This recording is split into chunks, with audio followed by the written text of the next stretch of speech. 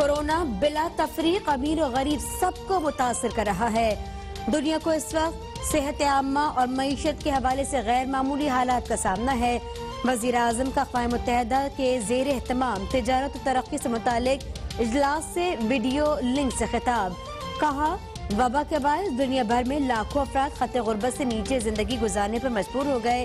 ہمیں بیک وقت لوگوں کو بھوک اور وبا کے ہاتھوں ہلاکت سے بچانا ہوگا۔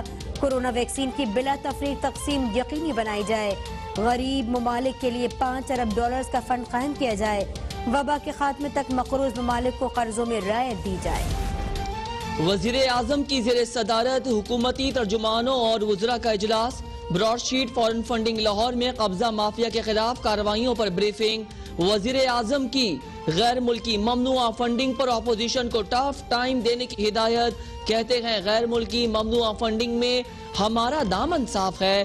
ہم نے ممنوعہ غیر ملکی فنڈنگ حاصل نہیں کی، ہمارے پاس چھپانے کو کچھ نہیں۔ اپوزیشن نے جو گھڑا کھودا خود اس میں گر گئی۔ براڈ شیٹ کی مکمل تحقیقات کی جائے گی۔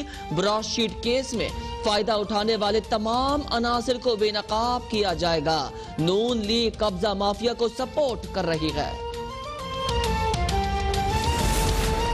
قومی اسمبلی کا آج کا اجلاس ہنگامہ خیز ہونے کا امکان۔ اپوزیشن قومی ایشوز پر حکومت کو ٹف ٹائم دے گی۔ حکومت کی بھی جوابی حکمت عملی تیار۔ 16 نکاتی ایجنڈا جاری۔ مسلم لیگ نون کے مشترکہ پارلیمانی پارٹی کا اجلاس آج پارلیمنٹ ہاؤس میں طلب۔ مریم نواز اراکین سے سینٹ الیکشن پر رائے لیں گی۔ پی ڈی ایم تحریک پر اراکین کو اعتماد میں لیا جائے گا۔ حلیفوں سے مل کر وزیر اعظم عمران خان کے خلاف تحریک عدم اعتماد کو ناکام بنائیں گے۔ وزیر خارجہ شاہ محمود قریشی کہتے ہیں، پی ڈی ایم کی صفوں میں اختلاف کھل کر سامنے آ چکا۔ پی ڈی ایم غیر فطری اور عارضی اتحاد ہے۔ بلاول سمجھ گئے عوام نے ان کی سیاست پر توجہ نہیں دی، اس لیے ایوان میں آ گئے۔ وزیر اطلاعات شبلی فراز کہتے ہیں، ایک پی ڈی ایم اور کئی بیانیے اپوزیشن اتحاد کا شیرازہ بکھرنے کا واضح ثبوت ہے۔ بلاول کا عدم اعتماد پر زور، احسن اقبال کے اس پر شکوک و شبہات اور مریم کا لانگ مارچ پر اصرار ہے۔ مسلم لیگ نون کا قومی اثاثے نیلام کرنے پر شدید احتجاج۔ اثاثے گروی رکھنے کا عمل روکنے کا مطالبہ۔ مریم اورنگزیب کہتی ہیں، نواز شریف اور شہباز شریف کے دور میں منصوبے بن رہے تھے، اثاثوں میں اضافہ ہو رہا تھا، نئے پاکستان میں ملک کو نیلام گھر بنا دیا گیا۔ عمران صاحب سب بیچ دے کے ایجنڈے پر کاربند ہے۔ F9 پاک سمیت قومی اثاثے کوڑیوں کے بھاؤ گروی رکھے جا رہے ہیں۔ قوم کو پتہ چلنا چاہیے کہ اس مشکوک عمل میں کس کی جیب میں کتنے پیسے جا رہے ہیں۔ پاکستان کے اثاثے گروی رکھنے کے ایجنڈے پر عمل کرنے کے لیے عمران صاحب کو فوراً فنڈنگ ہوئی تھی۔ سندھ حکومت کی Saint election show of hand سے کروانے کی مخالفت۔ سپریم کورٹ میں صدارتی ریفرنس پر جواب جمع کرا دیا۔ سندھ حکومت کے مطابق صدارتی ریفرنس سیاسی مصلحت پر دائر کیا گیا۔ صدر مملکت کی جانب سے بھیجے گئے ریفرنس میں کوئی قانونی سوال نہیں اٹھایا گیا۔ سپریم کورٹ صدارتی ریفرنس پر اپنی رائے دینے سے انکار کرے۔ سینٹ کا الیکشن آئین کے تحت ہوتا ہے۔ سینٹ انتخابات پر آئین کے آرٹیکل 226 کا اطلاق ہوتا ہے۔ الیکشن ایکٹ 2017 میں صرف سینٹ انتخابات کا طریقہ کار واضح کیا گیا۔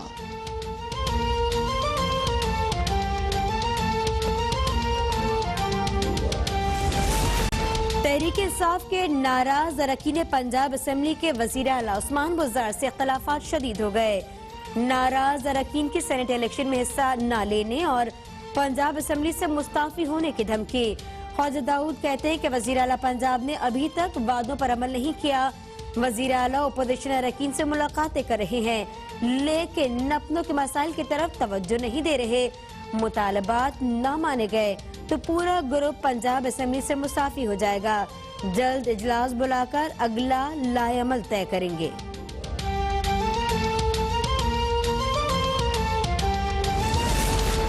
پنجاب اسمبلی کے اجلاس میں شرکت کے لیے جیل میں بند قائد حزب اختلاف حمزہ شہباز کے پروڈکشن آرڈر جاری۔ حمزہ شہباز آج پنجاب اسمبلی کے اجلاس میں شریک ہوں گے۔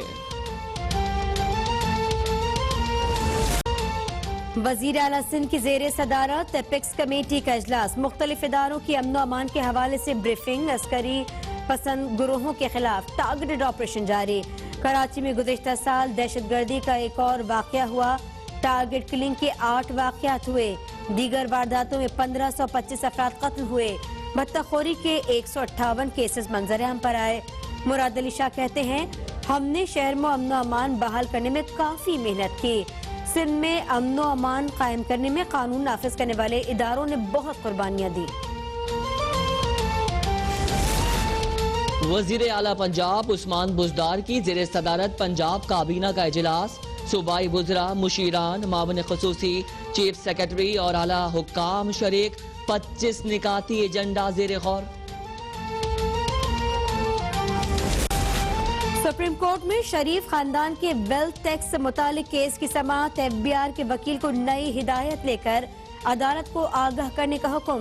عدالت نے ریمارکس دیے، ویلتھ ٹیکس کے خلاف شریف خاندان کی اپیلوں پر کیا ہوا آگاہ کیا جائے۔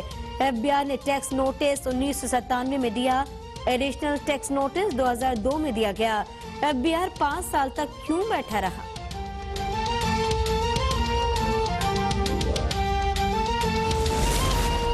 ملک میں گیس کا سنگین بحران برقرار، پنجاب اور اسلام آباد میں 37 روز بعد کھلنے والی سی این جی اسٹیشنز 12 گھنٹے بعد پھر بند۔ سندھ میں 6 روز بعد بحال ہونے والی سی این جی 24 گھنٹے بعد آج صبح 8 بجے دوبارہ معطل، شہریوں کی گیس پریشر بھی کم ہونے کی شکایت۔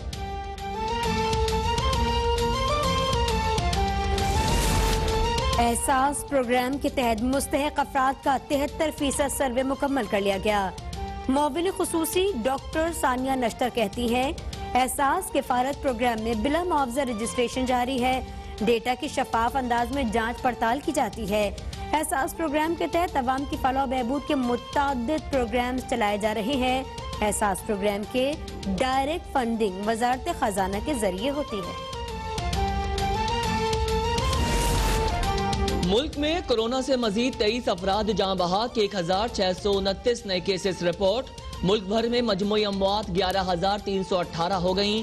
اب تک 5,34,000 سے زائد افراد متاثر ہو چکے۔ لیفٹیننٹ جنرل حمود الرحمان کی زیر صدارت NCOC کا اجلاس، ملک میں کورونا کی تازہ صورتحال کا جائزہ۔ سندھ حکومت نے کورونا ویکسین کا آرڈر دے دیا۔ محکمہ صحت سندھ کے مطابق سندھ میں فروری سے پہلے سے کورونا ویکسینیشن شروع ہو جائے گی۔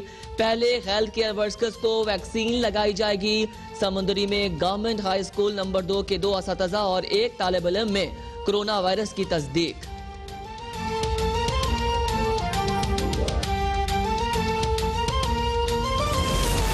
حکومت نے سوشل میڈیا قواعد پر نظر ثانی کی حامی بھر لی۔ اٹارنی جنرل خالد جاوید خان نے اسلام آباد ہائی کورٹ کو آگاہ کر دیا۔ کہتے ہیں پٹیشنرز اور متعلقہ سٹیک ہولڈر سے مشاورت کے بعد نظر ثانی کریں گے۔ مکمل پابندی یا کسی پلیٹ فارم کو بند کرنا مسئلے کا حل نہیں۔ چیف جسٹس اسلام آباد ہائی کورٹ نے ریمارکس دیے، ہمیں حکومت پر مکمل اعتماد کرنا چاہیے۔ اگر ان رولز کی بنیاد پر کوئی آرڈر پاس ہوا تو عدالت میں چیلنج کیا جا سکتا ہے۔